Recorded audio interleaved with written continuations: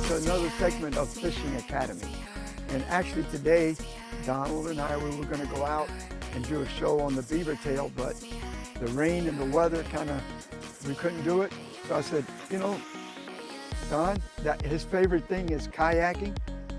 Let's look at your kayak and let's do a little thing about kayaking, the equipment that you need, and everything else. So Don, tell us a little bit about who you are. I'm Donald Waverman. I've been kayak fishing for almost 20 years.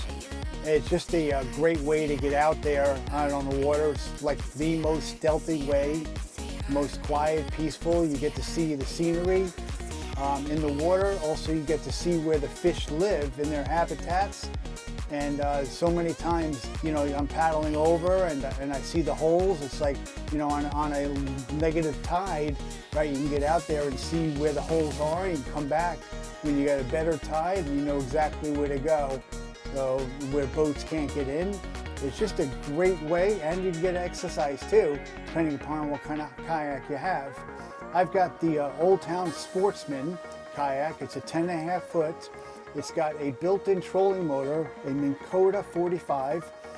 And what I love about this kayak is it's hands-free.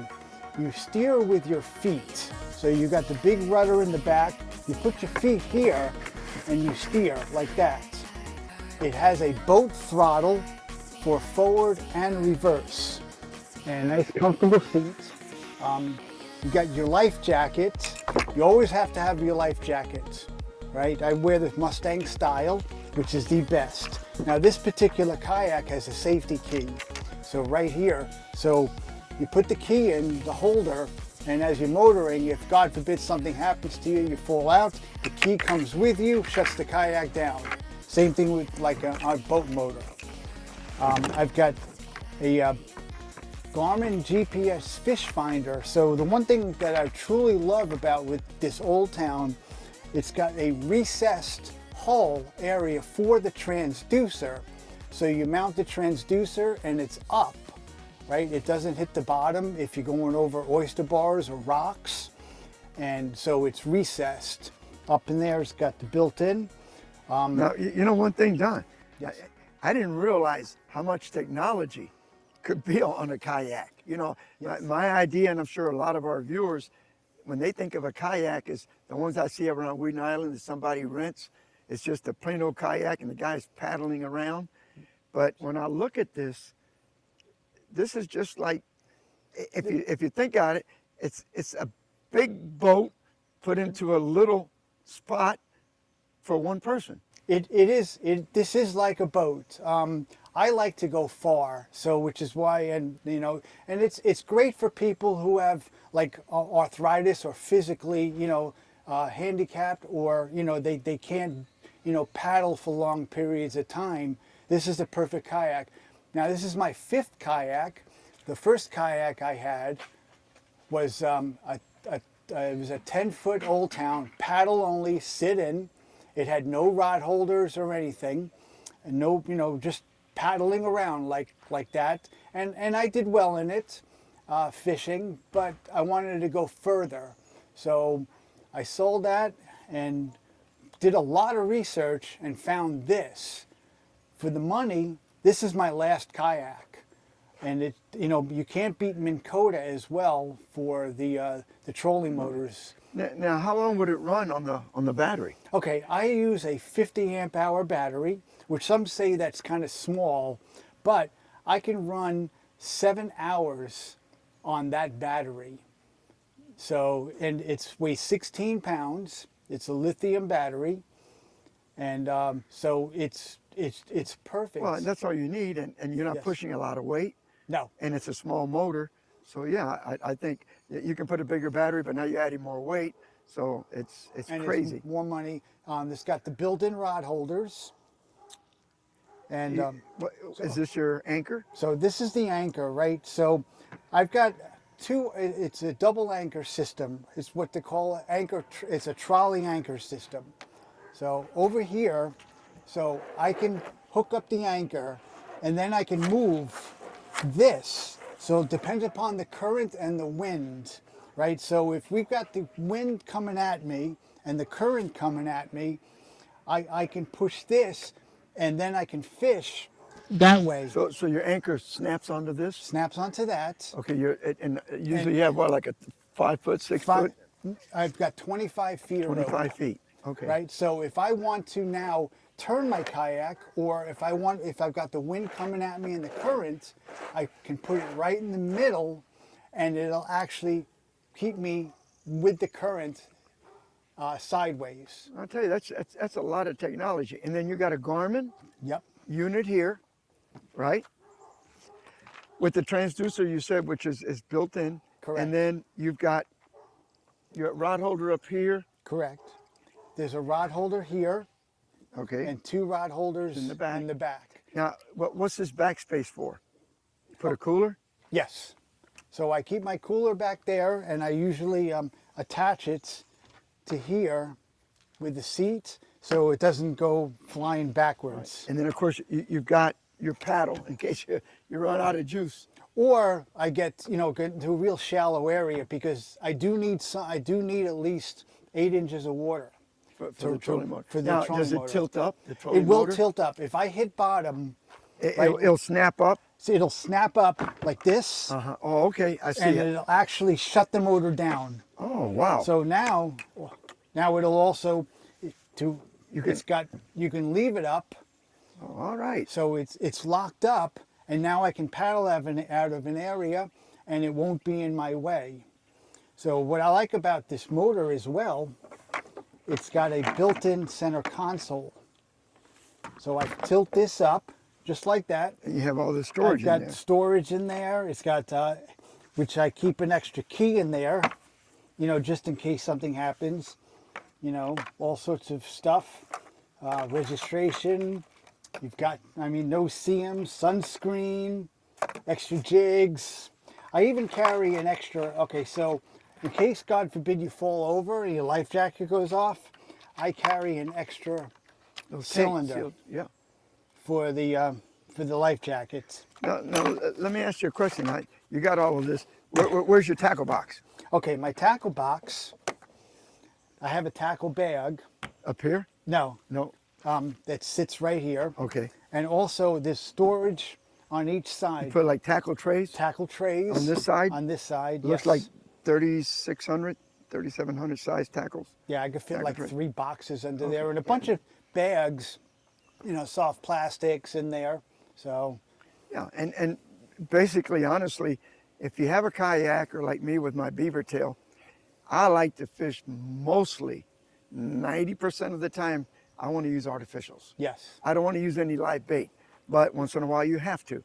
And I'm sure that you just carry a little Now, bait bucket with you, or okay, so you can use a flow troll and just dump it oversized, or I like to use an ingle.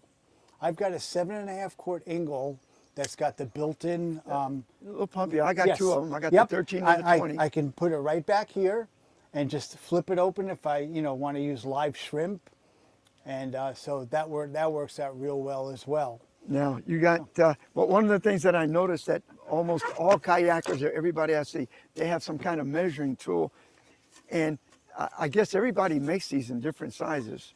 Yes. But I like the cup because I've got a flat bar for my boat, and I tell you it's a pain because the fish slides all over the place. This looks like it's pretty good, and it goes up to 26 inches. It does. I like the trough on this. I literally lay this across my leg, and so I can get photos of the fish if I want to take pictures of them. You can keep fish on a kayak. I've seen, on a stringer, but that makes me nervous because of sharks, But I usually don't keep fish on the kayak. Now, this may not be the kayak for another person. What I would recommend, if you want to get, if you're interested in kayaking, go rent a kayak and see what you like, best, because every kayak is not for everybody. So, some people want to sit in kayak where they're more comfortable, or sit on top, or they've got, kayaks where you can pedal with your feet, and then they've got kayaks that are just strictly paddle. So it's all your preference. Now, what would you say is the average size kayak that you see the most out there? The Because this is a little over 10 footer, right? This 10 and a half. Okay. The average kayak is probably 11 foot to 12 feet. I've never had one bigger than 12. I did have a 12 footer.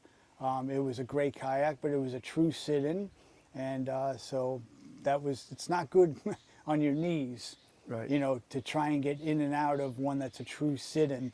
So with this kayak, you know, I usually in about 6 inches of water, and I can literally put my butt, you know, right on the seat and just put my legs over, and I can sit in this all day long. I've, you know, 6-7 hours I've been in this, and it's just comfortable And I as can see be. you got all these little cubby holes here too I do, yeah. to it's put got- extra stuff in. You can put your cups. I have a VHF radio. I've got a little Bluetooth speaker that I can play music. I mean, I'm amazed because, you know, my idea of a kayak until you brought this and started going through it with me is what I see all the time when I'm fishing, like around Wheaton Island and places like that. It's just a plain old rental kayak and they're paddling. Now, stability. Tell me about stability on kayaks. Okay, The do's and don'ts. Because I tell you, I can tell you what you don't do. You don't lean over a little bit because I've fallen off of one before. Okay, so this particular kayak, I can actually lean pretty far over, and I have, you know, scooping up a fish or whatever. These kayaks have gotten so stable, so center, you know, because you got your battery, your motor, and the new kayaks like this are very stable. Now they got, you know, like the kayaks that you rent. I don't recommend leaning over. They're not stable, they're not heavy. This is 115 pounds, this kayak, you know, fully loaded.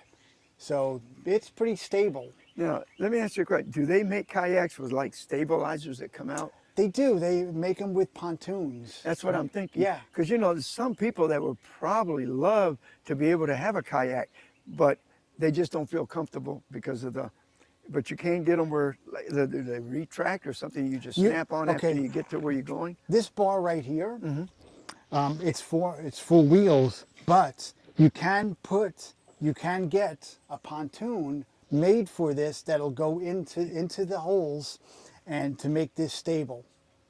Okay, so I think that's one of the questions that comes up a lot, and I know with me, I would like pontoons. I'm being honest with you. You know, I'm not. Something like this intimidates me because I don't think I feel comfortable in it. But again, looking at everything that you showed us on here, I mean, it's unbelievable. You got everything that the average person has on a skiff. Yeah, yeah. This is basically a skiff, and because it's just so downsized, that's all. And it's so quiet, you know, and even, you know, like I said, like I love about this, it has the boat throttle. So that's reverse and that's forward, but you need the key to make it work. To make it work. So if you see underneath, I can hear it. Forward, reverse. Wow. And, you know, like God forbid you fall out, right? You got this going. All right, Don, here's one of the things that I'm concerned about. Yes. You covered it really good, but I don't care where you're at. Now, I know when you're back in the mangroves, everything's nice and calm, but you got to cross these little canals. You got to cross this little intercoastal. Sometimes I see you guys fishing around the Skyway Bridge. And Yes. What happens when you take on some water? Okay, with this kind of particular kayak, compared to a sit-in, this has built-in scuppers. So when you're crossing a boat channel, you will get, you know, water coming over or waves, and the water will come over, but it's got built-in scupper holes. It's got 4 in the back, 4 in the front. So if I take on any kind of water, it dissipates really fast. And I have taken on water, you know, crossing channels, especially Tarpon Key. You got that boat channel out of O'Neill's Marina, and boats coming in, you know, going to Fort DeSoto. And so crossing that channel can be treacherous.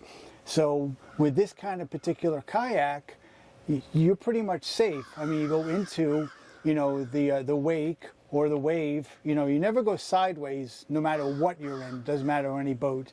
Always go straight into it so you take on the wave at you.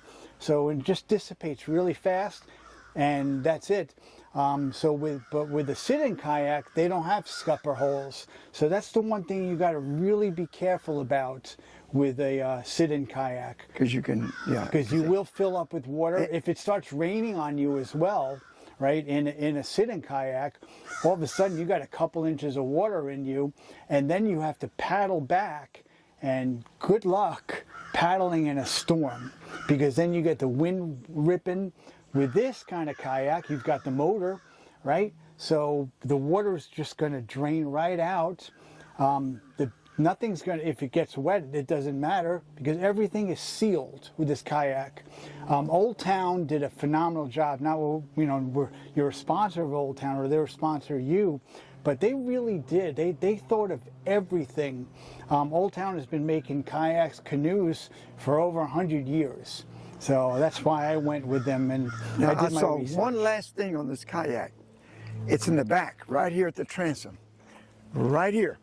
Yes. And tell me, this is for the power pole. This is actually for a micro power pole, right? It's built for.